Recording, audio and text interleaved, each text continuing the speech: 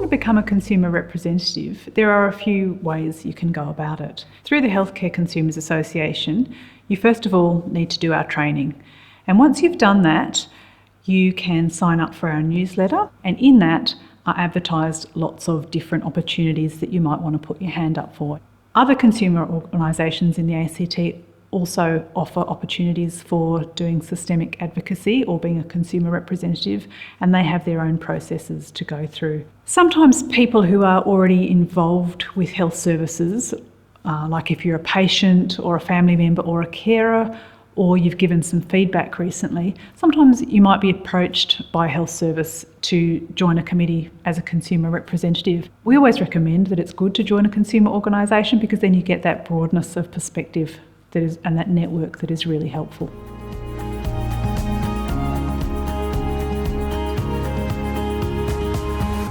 The best thing is to join up as a part of the Healthcare Consumers Association. You get lots of information, they teach you, they train you. A lot of the time, I find that people are not aware of the opportunity that is there in terms of being a consumer representative. And by that I mean people from multicultural backgrounds and people from my community, for example. Encourage them to take that opportunity to have their voices heard, because some of the time we hear that services might not understand the perspectives of CALD community members.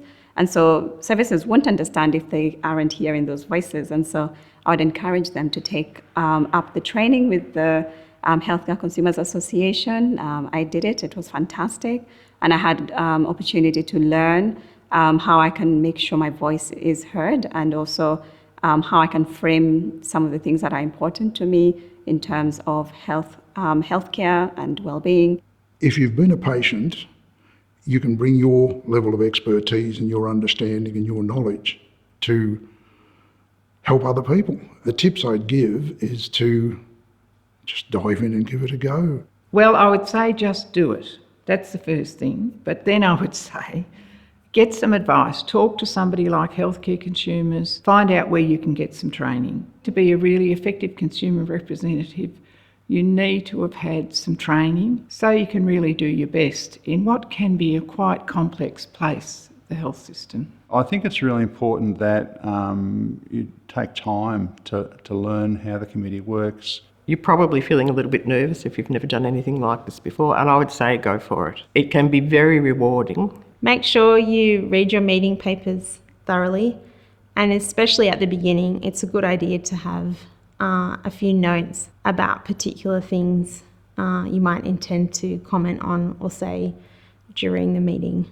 I would suggest building a good rapport with the chair or secretariat or both, because a lot of the content is clinical, sometimes technical. We're not doctors, we're not always going to understand everything that's discussed. So if there is something that you don't understand, that you need to understand to have context during the meeting, talk to the chair or the secretariat beforehand. What I would recommend to anyone who's looking at starting is that you have to understand your own journey, but then also understand that your journey might not be the only one informing system change.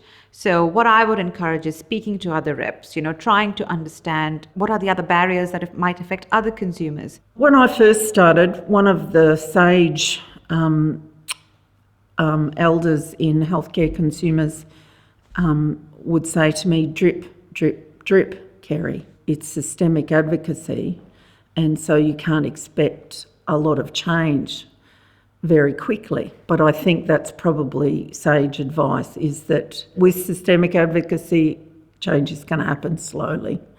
But also I would add to that your voice is so important. Lived experience is incredibly important voice to have around every table.